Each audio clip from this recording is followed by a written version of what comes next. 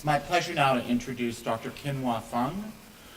Dr. Fung was a consultant surgeon before moving into the field of medical informatics. He led the planning and implementation of clinical information systems in 14 Hong Kong public hospitals, serving over 5 million patients. Dr. Fung developed the core problem list subset of SNOMED CT and RxTerms, and serves on advisory groups at the office at the National Coordinator for Health Information Technology and the International Health Terminology Standards Development Organization. Please join me in welcoming Dr. Kinhwa Fung. Dr. Fung.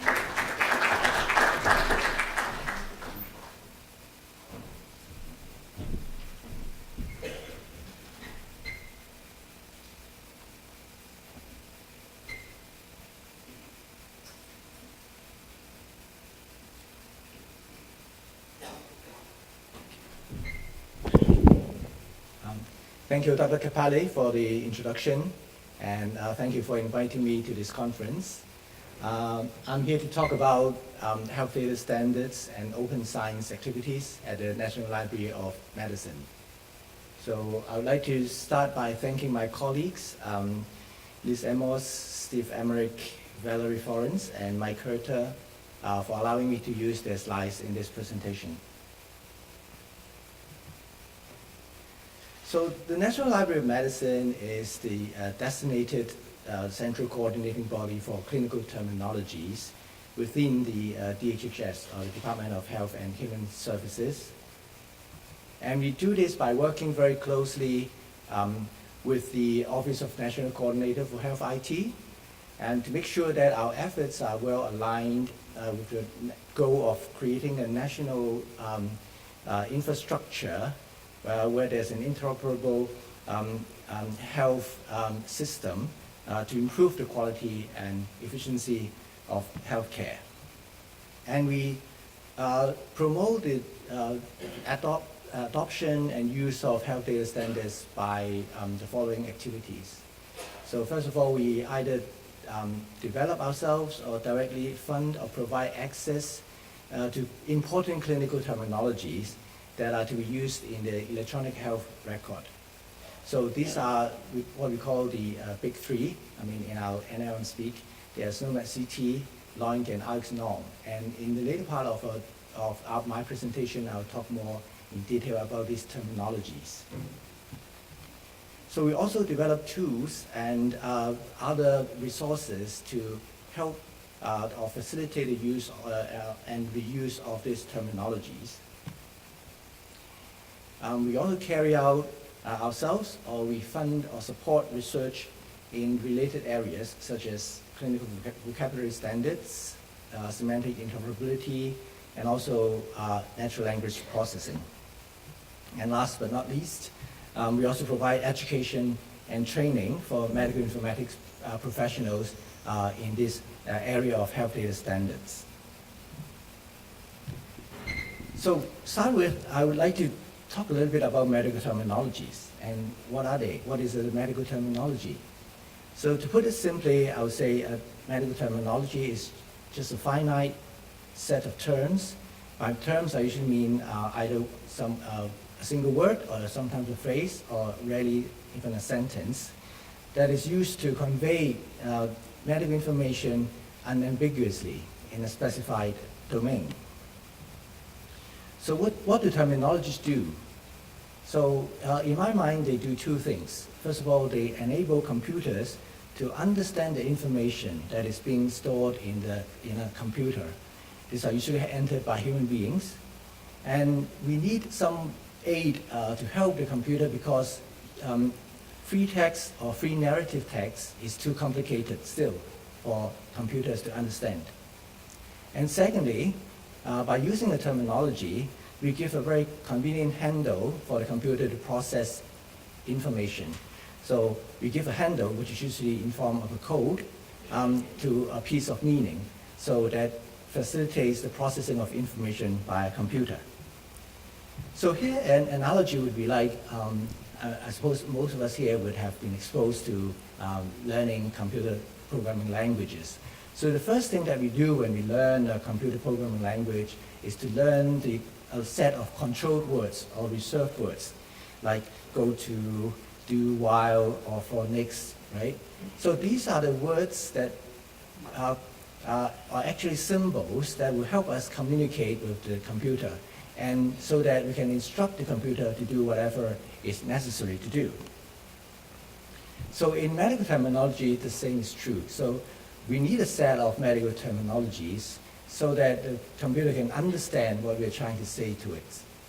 And the medical terminology helps the computers to understand the meaning of very complicated medical, the field of complication, of the field of medical science, which is very complicated, by restricting the contents, that is the scope of what we're saying, and also the syntax of what is being said, or how it's being said. So why is free narrative text very difficult to understand? So here are some examples. So the first thing is there can be multiple ways to express the same meaning in our normal everyday speak. For example, if we say the medicine is to be taken through the mouth, we can say that orally or per oral, or even a PO or by mouth. There are many ways to say the same thing. On the flip side, there's also ambiguity. That means the same words can mean different things. For example, when we say there's a gunshot in the atrium, so is the atrium the place that the gunshot is happening, or is it a body part, right? So COLD, cold, as a word, it can mean at least two things, right? Cold as the temperature cold, or common cold. And it can be also an acronym for chronic obstructive lung disease. So all this is very difficult for the computer to understand or distinguish. Of course, in the medical record, we'll find a lot of examples whereby a certain term is actually modified in its meaning by how it's appeared. For example, a family history of breast cancer will not be interpreted as something that is related to the patient herself. And in a medical record, we sometimes list things that we think are possible diagnoses as differential diagnosis, or we also other times we list things that have already been excluded. For example, possible pneumonia, or that myocardial infarction has been excluded. And last but not least, we also have spelling variants like British versus American spellings, and sometimes even typos. So there's a special branch of medical informatics called natural language processing, which attempts to help computers understand natural language or free narrative text. There's a lot of progress in this field, in recent decades, but still is far from being perfect. And by and large, digital medical information is still much more useful if it is encoded in a standard terminology. So here's a summary of the benefits of encoding information by terminology. So for retrieval, because the information will be indexed by codes, so retrieval will be very fast, complete, and accurate. And most terminologies will offer some kind of organization of the terms or the concepts in it.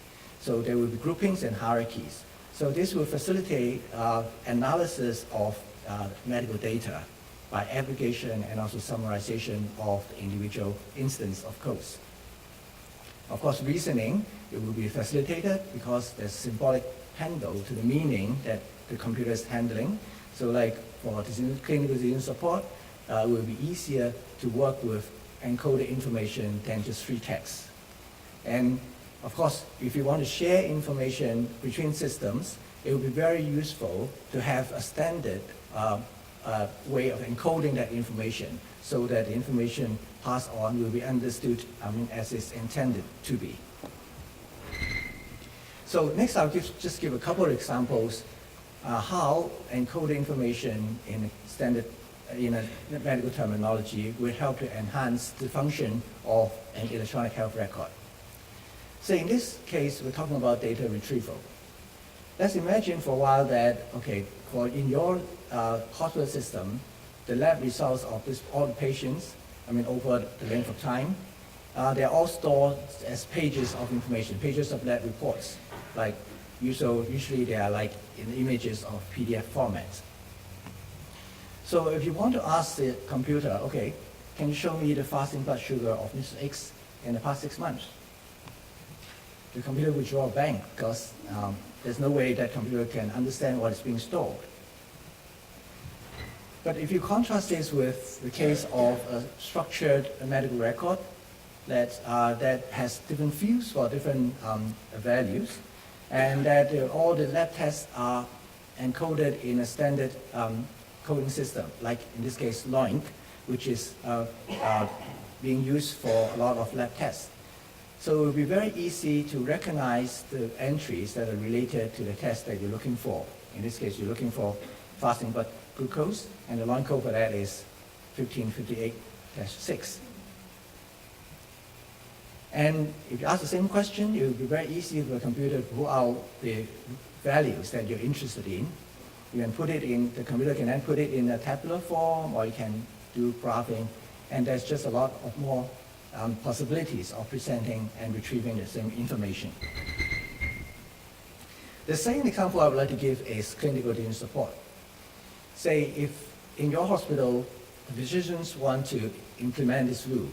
Say every time the physician is about to prescribe a nephrotoxic drug to a patient who already has impaired renal function, you want to have the system to kind of remind the physician to adjust the dosage of the drug.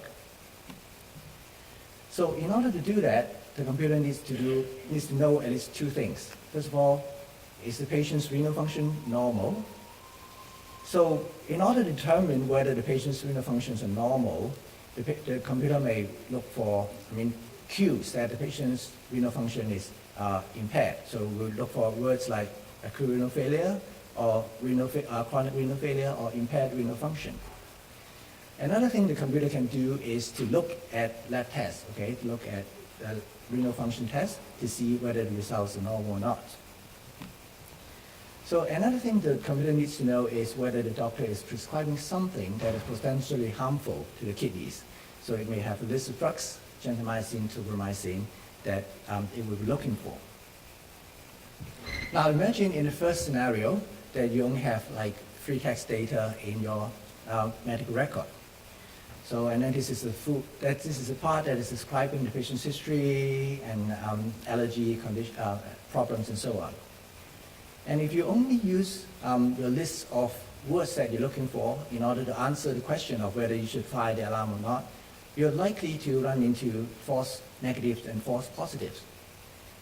Say in this example, the patient is suffering from type 2 diabetes with nephropathy. So, and lo and behold, you left out nephropathy as one of the words that you're looking for, because you're looking for only renal failure, renal impairment. So this will be a false negative. And further on, if you look for, if your medical record is unstructured, then you'll be looking all over the place for example, chronic renal failure. But it still happens that this patient has a family history of a mother dying from chronic renal failure. So that will be a false positive. And gentamicin is another example here, and is mentioned as one of the drugs that the patient is allergic to. So this will be picked up as well. So contrast this with the scenario where you have a structured information where all the information is encoded in standard terminologies. So the computer will know that it should look at the proper sections in EHR, like the problem list, to find diagnoses that are applicable to the patient. So in this case, if the diagnosis or the problem list is encoded in SNOMED, it's even better, because in a structured terminology, usually it's much easier to pull out the relevant records without relying on just words themselves. So it's easy to find all the patients have diagnoses that are indicating that their renal functions are impaired. So the computer will skip family history because it's not relevant in this case, and the allergy list. And you will also be able to look at the lab results. In this case, there's a serum creatinine, which is abnormal, and the computer will be able to pick it up. And also the computer will look at the prescription field to see whether actually the patient is being prescribed the relevant drug.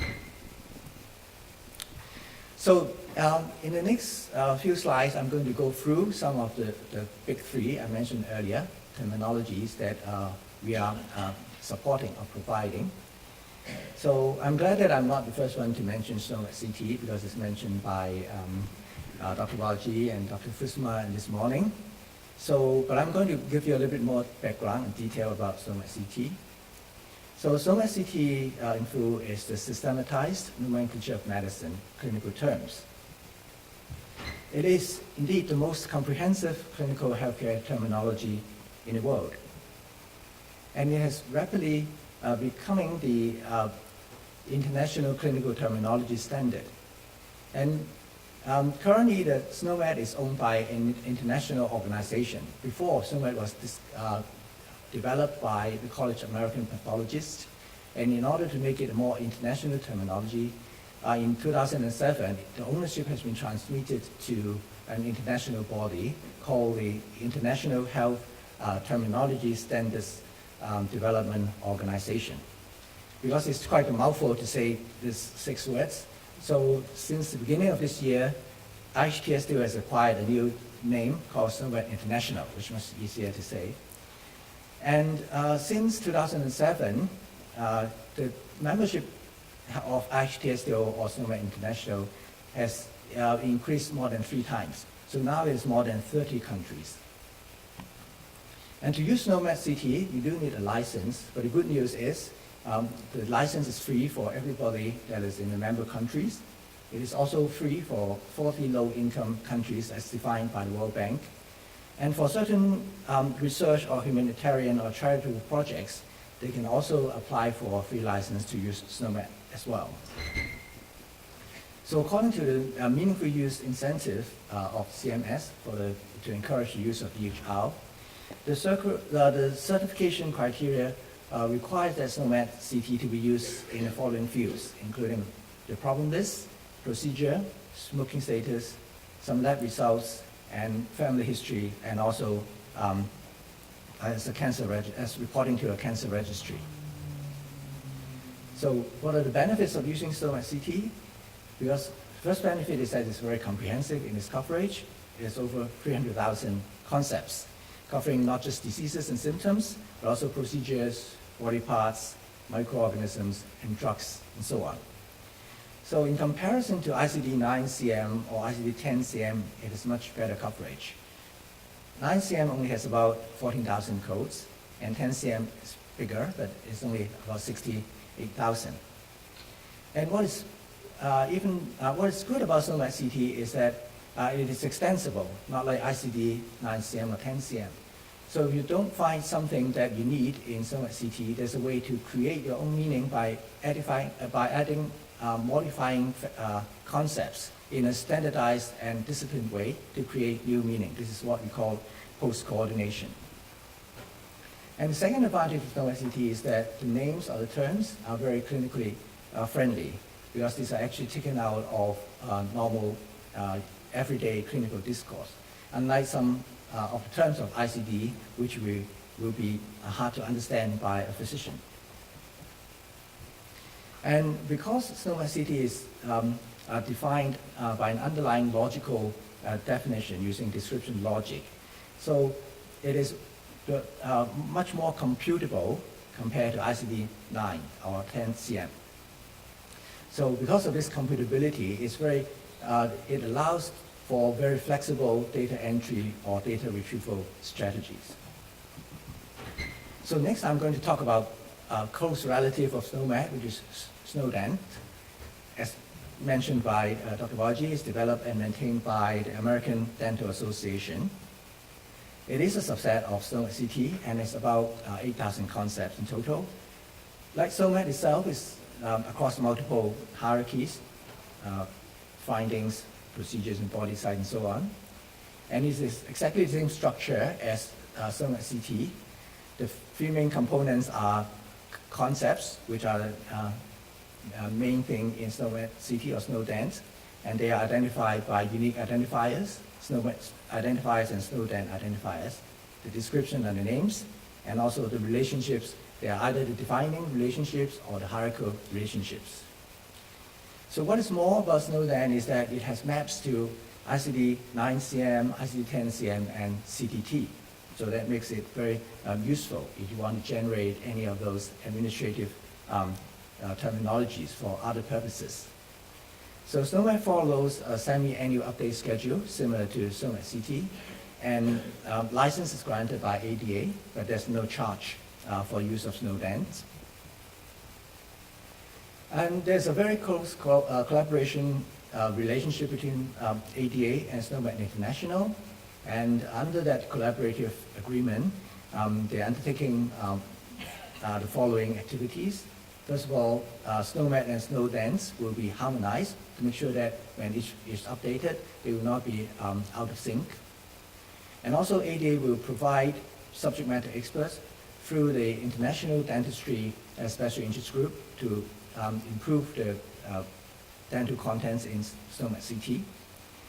And like Dr. Walji mentioned this morning, there's already a development, general dentistry subset being developed, and it will be available with the January 2017 update of SNOMED CT, which will be available by the end of this month. There's another subset for odontogram, which is under development. So what are the benefits of using SNOMED? From the patients and healthcare providers' perspective, I mean, SNOMED will facilitate the capture of more consistent, accurate, and complete information. So we're moving beyond just procedures, right? It's also everything, including treatment procedures and other things. So and there will also be the opportunity of providing point-of-care clinical decision support, and also some care coordination can be automated, like generation of follow-up reminders. And of course, sharing of information will be much easier if things are encoded with the same underlying terminology. From a public health perspective, if better information is being captured at the patient level in the electronic health record, there's the possibility of electronic reporting of this information for public health purposes. And this will lead to higher quality demographic and clinical data, and which will, in the end, lead to the identification and monitoring of oral health issues. From a research perspective, SNOMED is also very useful because it provides a standardized way to describe dental conditions and also to identify patients with certain clinical characteristics. And it will facilitate analysis of patient care services, quality of care, outcome, and cost effectiveness. So next I'm moving on to another terminology called LOINC. So LOINC is the logical observation identifiers, names, and codes. And it is the international standard for laboratory tests, measurements, and observations. It's developed by the Regenstrief Institute. First release is over 20 years ago. And NLM is one of the funder of this activity. It's available at no cost. And it is in meaningful use is a designated terminology for laboratory tests and some other data elements. And LOINC is actually used very heavily in the communication or transfer of clinical data between computer systems, particularly in the lab arena, especially in HR7 or health level 7 messages. So here's an example of an HR7 message that will, and the relations and how LOINC can be used. So the problem is if you don't have a terminology like LOINC, so all the different sites, this might be individual labs, they will transmit the results in, this is a typical HR7 version 2 message. So the syntax is kind of complicated, but then just take my word for it that the ones highlighted in the OBX is the name of the segment, which means observations. So the third field and the fifth field, the third field is the name of the test that you're performing, And the fifth field is the result. So before you have a standard terminology, then the labs will say, okay, I performed this test, which is called ABO, or BLD-TYP, or ABO type. And then the result is O, type O, or O pos, all right? So for a human being, I mean, reading this, he or she may be able to guess that, I mean, this is similar results, they're the same results, right? But then for computers, it's very difficult for computers to know that they are the same results. But when there's LINK, then all the lab tests for this ABO blood group will be encoded in the same way, and the results will be encoded in the same way if you use SNOMED CT as the code for the results.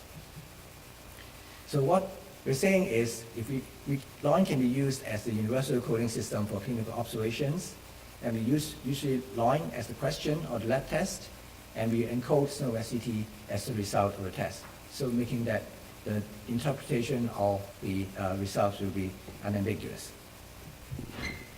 So LINK is a truly international terminology. It is used in over 170 countries by a lot of people, and it's been translated to many, many languages. So the last of the three terminologies I want to talk about is called RxNorm. This is related to drugs, and is created and maintained by ourselves. RxNorm serves two goals. First of all is to provide a standardized way of naming drugs, and the second one is to support semantic interpretation, interoperation. The scope of RxNorm is just to cover clinical drugs, and by clinical drugs, we mean pharmaceutical products that are given to a patient for therapeutic or diagnostic intent. And things that are like food, contrast media, or dietary supplements, they're outside the scope of RxNorm. And here's some examples of how RxNorm is being used in the US. So CMS is using it to populate this formula reference file to determine Part D eligibility. And it's also used in the creation of clinical data measurement value sets. So by meaningful use, RxNorm is required for medications and also allergies. The NCPDP, National Council for Prescription Drug Programs, has designated RxNorm as the standard in its e-prescribing standard, and also the formulary and benefit standard.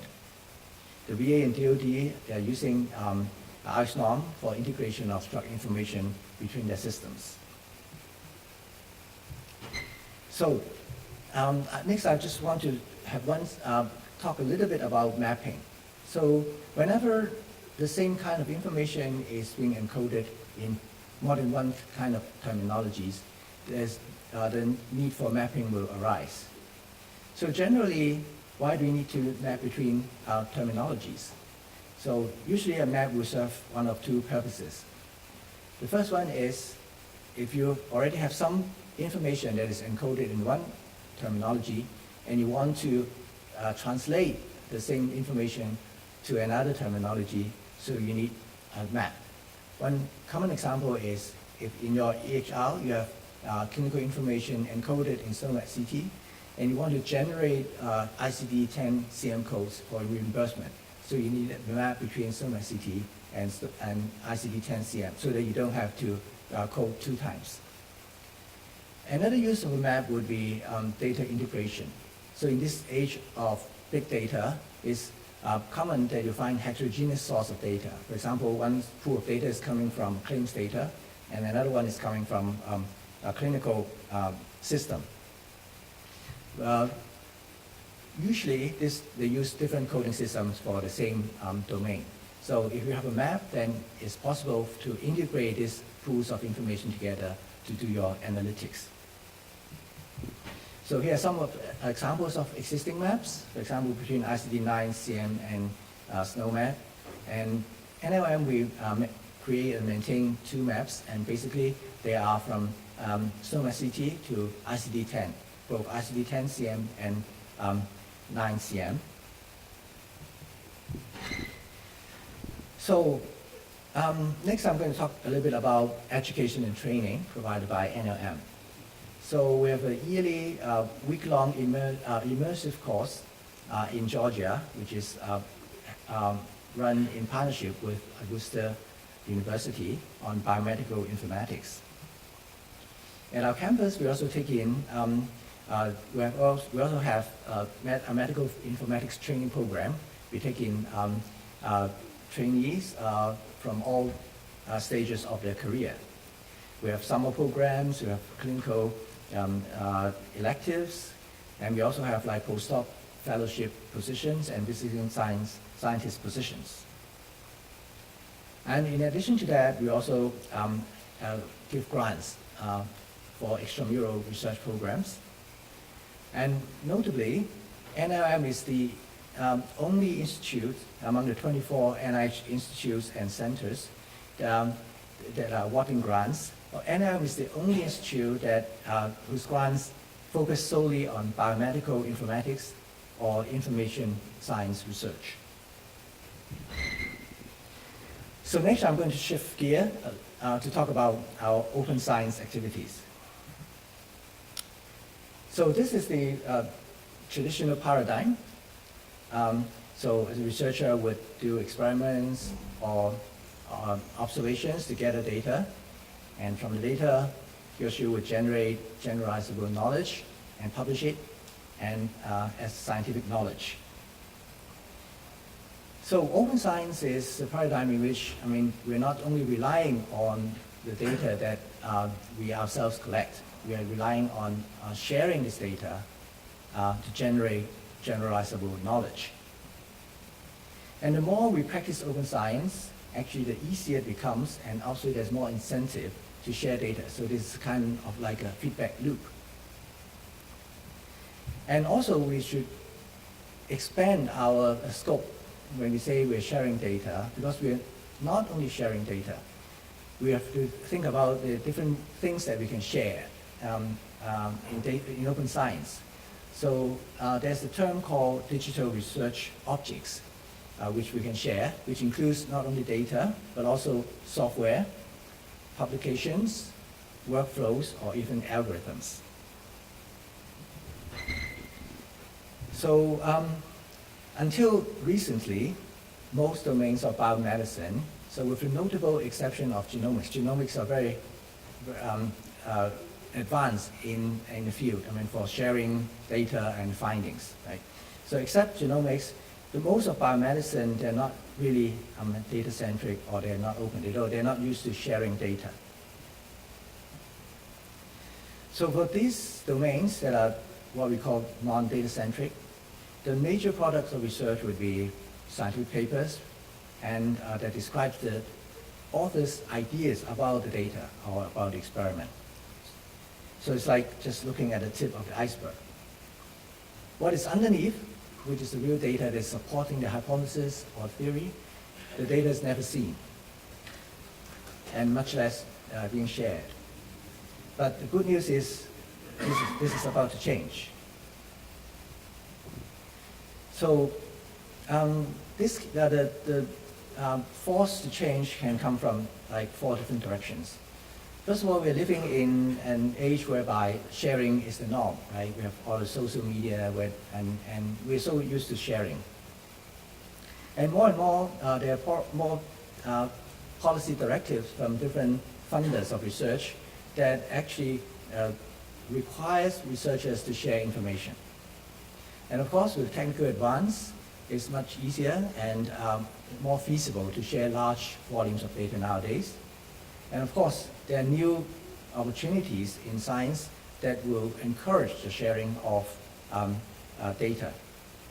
So, our hope and wish is that, all domains will one day become open, and all data will be shared.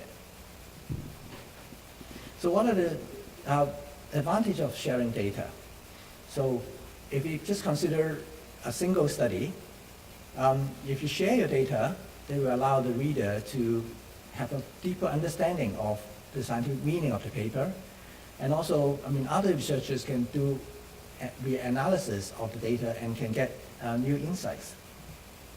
If we think across studies, we can say that rigorous sharing or comparison of across studies is possible if you share the data, so that we increase the validity of your research.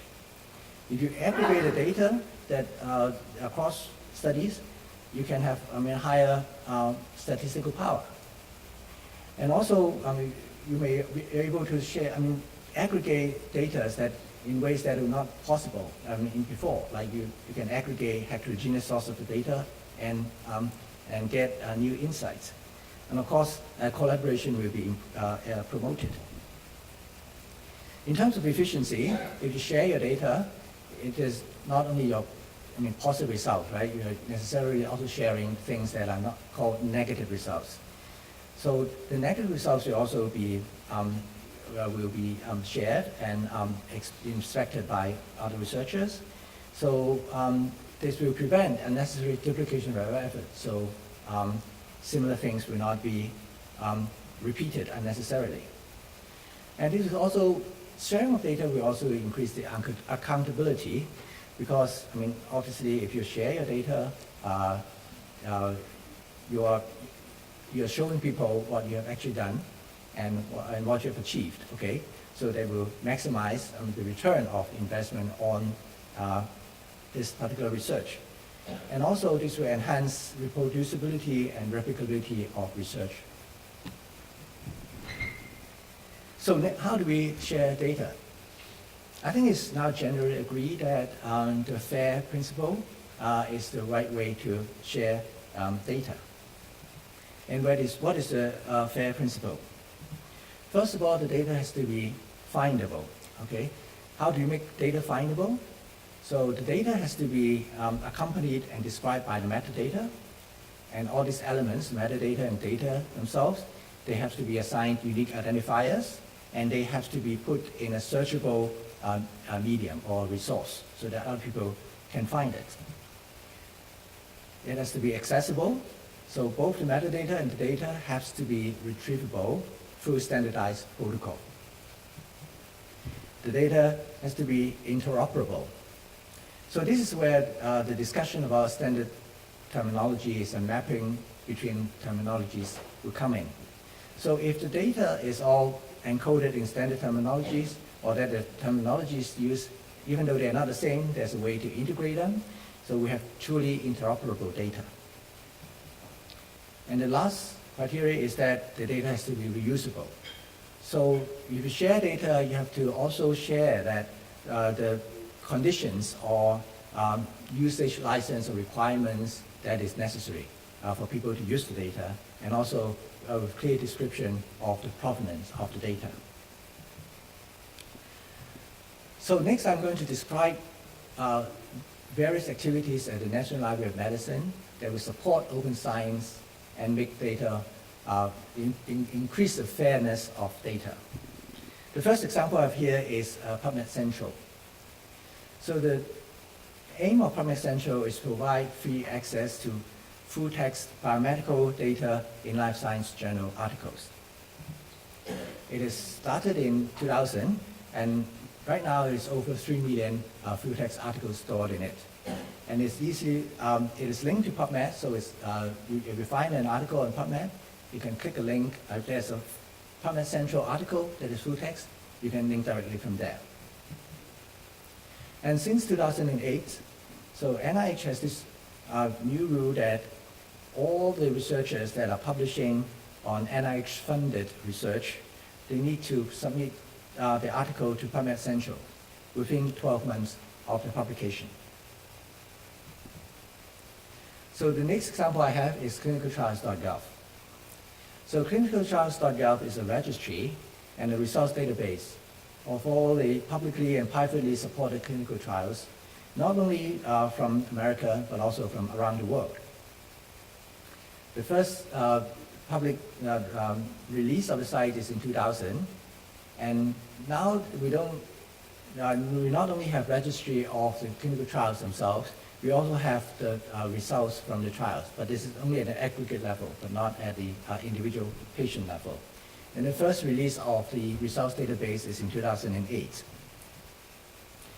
So currently, clinicaltrials.gov listed lists about over 200,000 studies.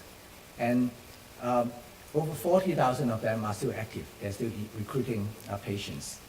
It covers every state in the US and over 195 countries. The main users of clinicaltrials.gov include patients, their families, caregivers when they look for clinical trials, healthcare professionals, clinical researchers, and other people. And clinicaltrials.gov now has over 200 million page views per month. Next, I'm going to talk about the Value Set Authority Center, or VSAC. So what are value sets? So value sets are, simply put, they're code sets being drawn from standard terminologies to describe or define some clinical characteristics. Let's say, for example, define whether the patient is a smoker or a diabetic. And usually the purpose is to support certain specified use cases, like for cohort definition in research or for clinical quality measure. So VSAC provides a one-stop shop for all the published value sets. And VSAC is also searchable, and you can download all the value sets very conveniently. And it's accessible through an application programming interface, or API. And VSAC also provides an offering or collaborative platform for value set authors. This is important because, before that, okay, this is just an example of a value set. For example, this is how you may define the smoking status of a patient. And this is a list of all the SNOMED codes that you can use to describe the patient's smoking status. So until very recently, the development of value set is just happening in silos. So there's a lot of repetition. So individual value sets that serve very common purposes, they're developed by value set authors. So we hope that with the authoring platform that is provided by VSAC, we'll be able to improve this. So first of all, having a common platform will provide useful utility to the value set creators, because of course terminologies change and they get updated. So with the central support of the terminology server, the value set authors will be able to see which codes are being obsolete, and they will be able to find replacements in the new version of the terminology.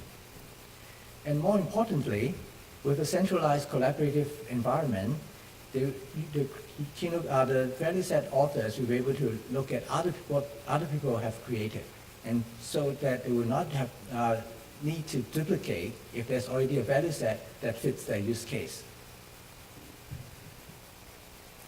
So the last example that I'm going to give about NLM's activity on open science is the clinical NIH Common Data Element Repository.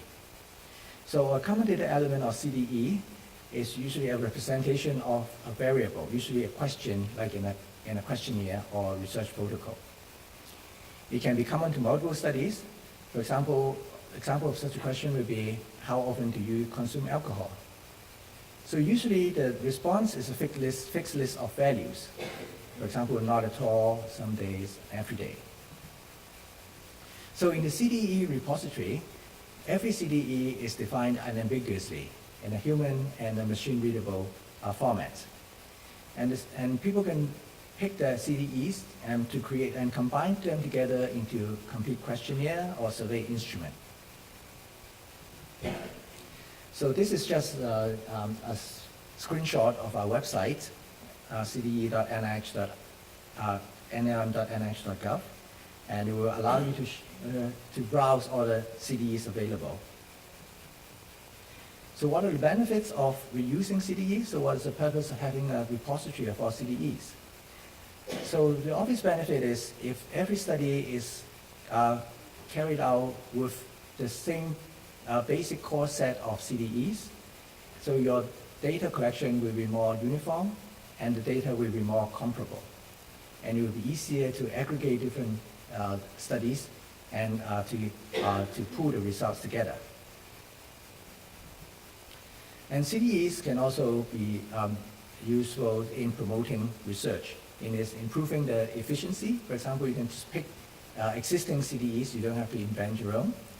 And what is more is that these CDEs are often already validated previously. So there's scientific validity in these data elements already. And since these are defined, machine readable and human readable form, so there's no ambiguity of what the data element means.